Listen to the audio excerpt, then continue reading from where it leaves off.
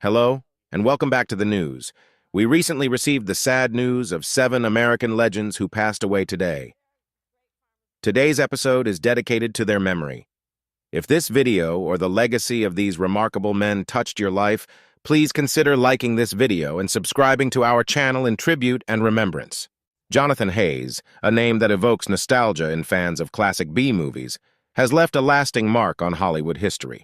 He is best known for his role as Seymour Krellboy in Roger Corman's cult classic, The Little Shop of Horrors, 1960. His performance brought to life the memorable character of a shy loser who finds himself embroiled in the dark secret of a carnivorous plant. Not only was the film a classic of its time, but it also inspired popular musicals and remakes, cementing Jonathan Hayes' legacy as an actor who will never be forgotten. Jonathan was born Jack Aaron Shaker on April 1, 1929, in Pittsburgh, Pennsylvania. His path to acting was as unusual as his iconic roles. He started out working at a gas station in Los Angeles until a chance meeting with Wyatt Orne led him into the world of cinema. He soon became a regular actor in Roger Corman films, appearing in nearly 20 films. His charisma and talent stood out even in modestly budgeted projects such as The Monster from the Ocean Floor, 1954, and Five Guns West. However, Little Shop of Horrors remains his most iconic work. The filming took place under intense conditions, but Hayes' incredible dedication to the craft was the foundation of the film's success. His co-star Jackie Joseph recalled his professionalism and how he took responsibility for creating a special atmosphere on set. In addition to his acting career, Jonathan dabbled in other aspects of filmmaking.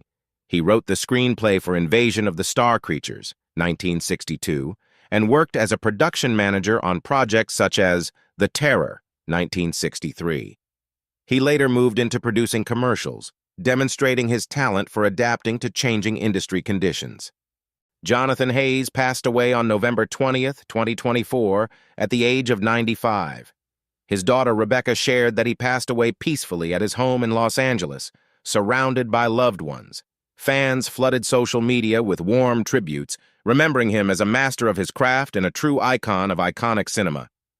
Jonathan's legacy lives on in the hearts of audiences who still laugh and cry with his characters, especially Seymour.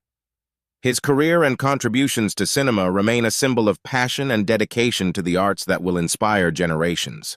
Liam Payne, a name that millions of fans associate with the heyday of boy bands, left a significant mark on the music industry and the hearts of his fans. As a member of the legendary group One Direction he became a symbol of an entire generation, giving the world unforgettable hits and touching melodies. His voice, charisma, and hard work became the basis for the success of the group, which conquered the world charts in the 2010s. Liam James Payne was born on August 29, 1993, in Wolverhampton, England. His path to fame began with a difficult childhood in which he overcame many challenges, including serious health problems. From an early age, he showed an interest in music and the stage, and in 2010, his participation in the show The X Factor, UK became fateful. It was there that he became part of One Direction a group that changed pop music and made him a global idol. As a member of One Direction, Liam has released 5 studio albums, each of which has become a hit. His vocals have been heard on such legendary songs as Story of My Life, What Makes You Beautiful, and Drag Me Down. Despite the group's massive success, he has always remained humble and sincere, which has made him relatable to his fans. Following the band's split in 2016, Liam launched a solo career, releasing tracks such as Strip That Down and For You.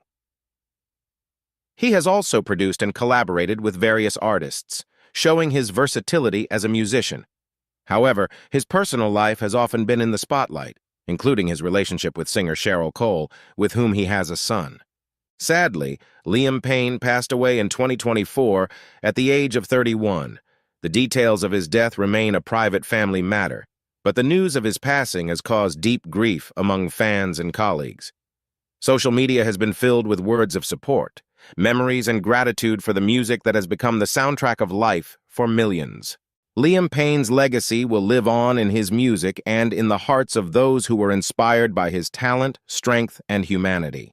His work remains a reminder of how one person can change the lives of so many, leaving a legacy of light and harmony.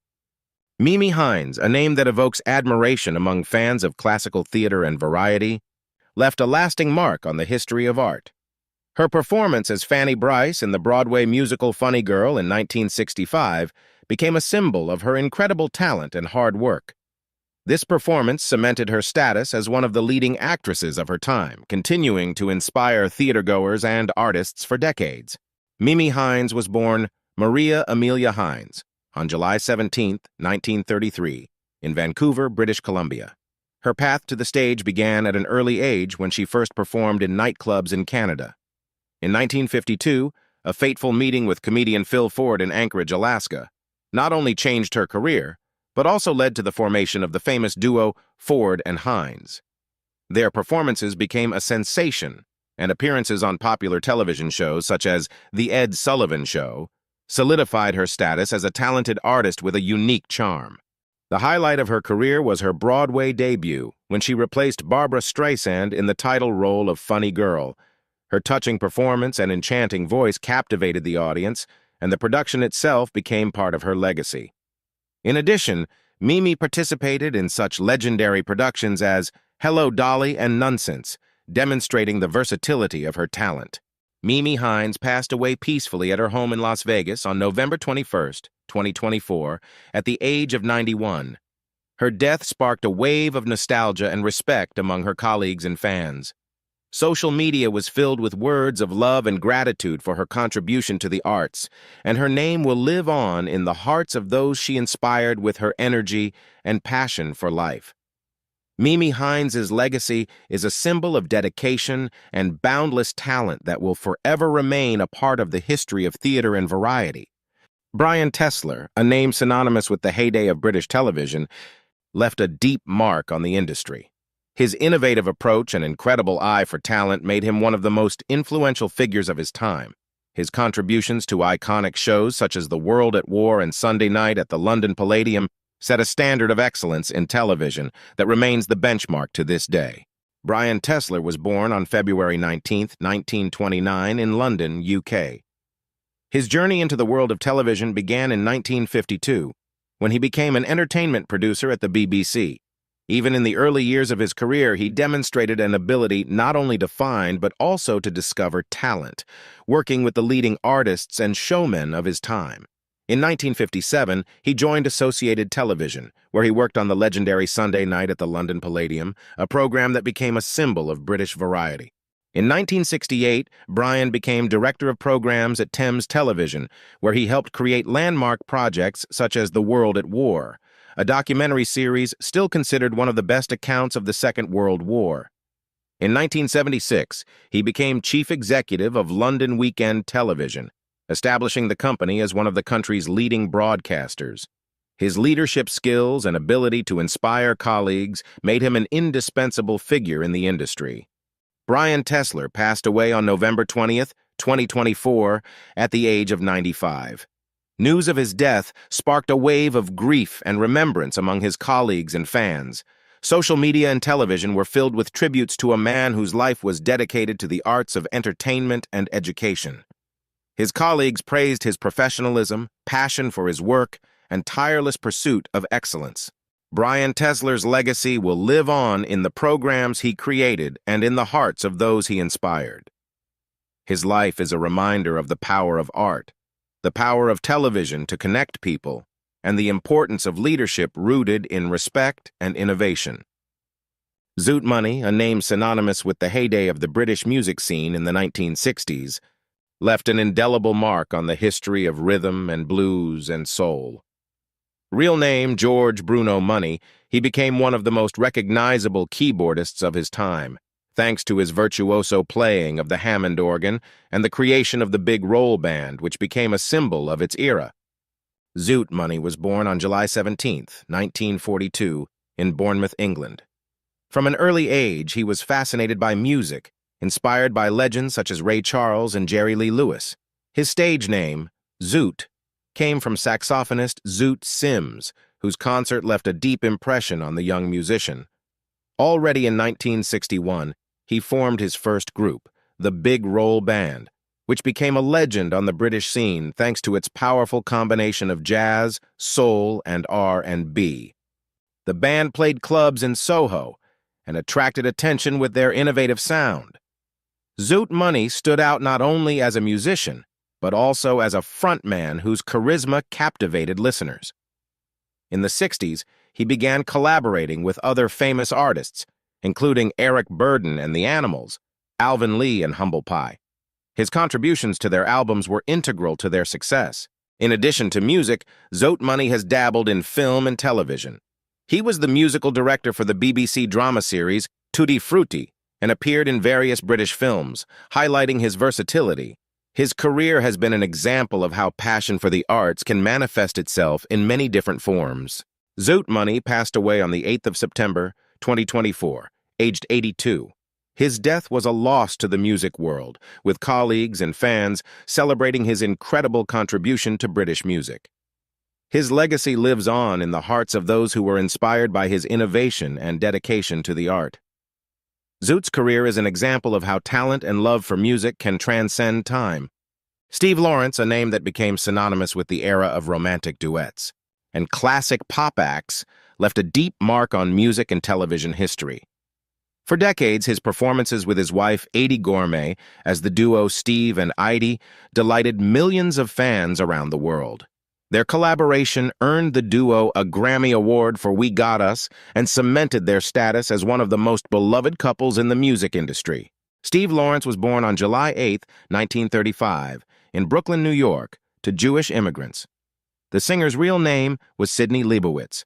His rise to fame began in the 1950s when he began releasing solo hits, including the famous Go Away Little Girl, which reached #1 on the charts and brought him worldwide recognition.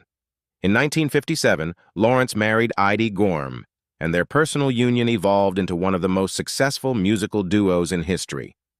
In addition to his music career, Steve has also been active in film and television.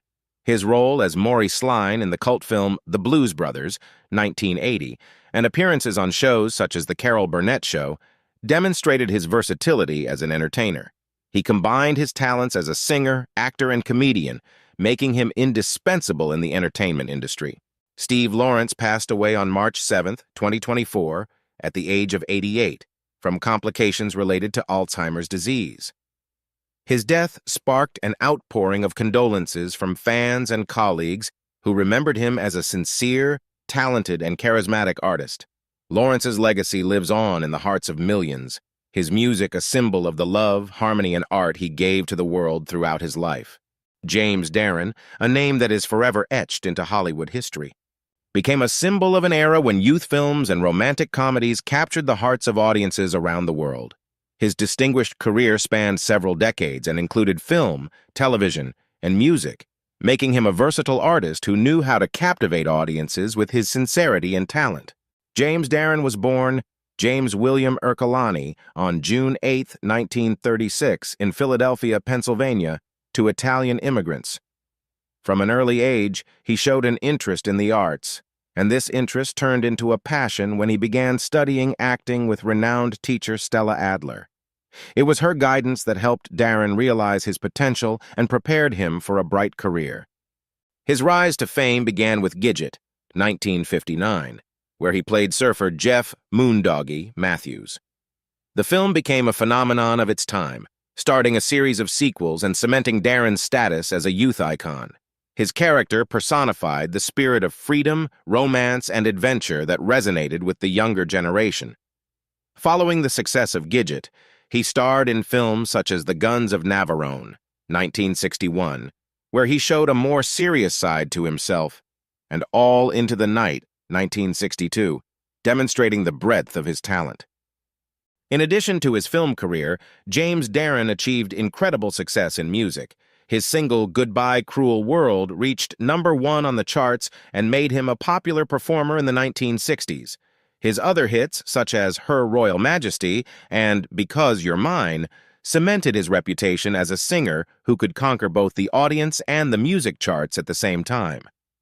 In the 1970s and 80s, Darren moved into television. His role as Officer Jim Corrigan on T.J. Hooker showed him off in a new light as a mature and charismatic actor. However, perhaps one of his most iconic roles was as Vic Fontaine on Star Trek, Deep Space Nine. In this role, he not only showed off his acting skills, but also returned to his musical roots, performing jazz numbers that became a favorite with viewers. James Darren passed away on November 20th, 2024, at the age of 88 in Los Angeles.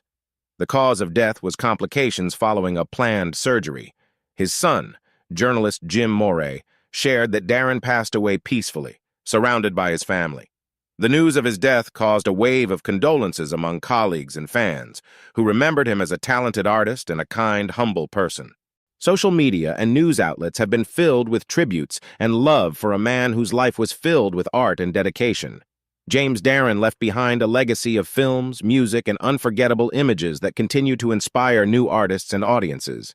His name will live on in the annals of Hollywood history as a reminder of how one man, with talent, hard work, and passion, can become the symbol of an entire era.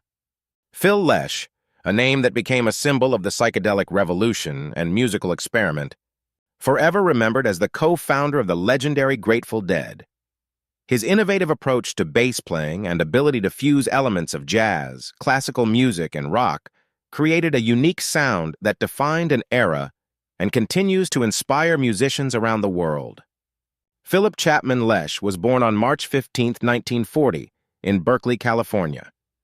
He showed a talent for music from an early age, learning to play the violin and trumpet. His fascination with jazz, especially artists such as Miles Davis and John Coltrane, and his interest in classical music shaped his unique musical style. Lesh attended the University of California, Berkeley, and then went on to study at the Mills College Conservatory of Music, where he studied composition under such distinguished composers as Luciano Berio. This education became the foundation for his innovative approach to music. In 1965, his fateful meeting with Jerry Garcia changed everything. Despite the fact that Lesh had never played bass before, Garcia invited him to join the group that would later become known as the Grateful Dead. Lesh quickly mastered the instrument, bringing elements of jazz improvisation and classical harmonies that became one of the hallmarks of the group's sound. His bass lines not only supported the rhythm, but also became a voice in their own right in the musical fabric of the songs. In the Grateful Dead, Lesh was not only a bassist but also a composer. He co-wrote such iconic songs as Box of Rain, dedicated to his dying father, and Unbroken Chain, which became integral parts of the band's repertoire. His contribution to the band's creativity was enormous. He not only created music, but also helped experiment with sound, expanding the boundaries of what was considered possible in rock music. After the Grateful Dead disbanded in 1995 following the death of Jerry Garcia, Lesh continued his musical journey. He founded the project Phil Lesh and Friends, which allowed him to work with musicians from different genres and explore new musical horizons. The project became a platform for rethinking the legacy of the Grateful Dead and creating new musical ideas. In 2012, Lesh opened Terrapin Crossroads in San Rafael, California. The venue became not only a concert venue, but also a cultural center where musicians and fans could come together to create and enjoy music. Lesh used the space to support young artists, host charity events, and continue his mission to promote live music. Phil Lesh passed away on November 20th, 2024, at the age of 84. His passing was a huge loss for the music world. Social media was filled with words of gratitude and memories from colleagues, fans, and young musicians who found inspiration in his work. His innovative approach to music and passion for experimentation remain a role model. Phil Lesh's legacy will live on in his music, in the hearts of millions of fans, and in the history of rock and roll. His life is a story of how the courage to go against the grain and the drive to create can change the world. His bass lines, heartfelt songs, and improvisational spirit will inspire generations, and his name will forever be remembered in the annals of music history as a symbol of innovation and freedom. Kamala Harris, the first woman African American and Asian, as Vice President of the United States, has come a long and difficult path, overcoming personal difficulties, illnesses, and the consequences of a difficult childhood. She was born on October 20th, 1964, in Oakland, California, into a family whose history was closely linked to the struggle for equality and social justice. Her father, Donald Harris, was a Jamaican economist, and her mother, Shyamala Gopalan, was an oncology researcher specializing in breast cancer.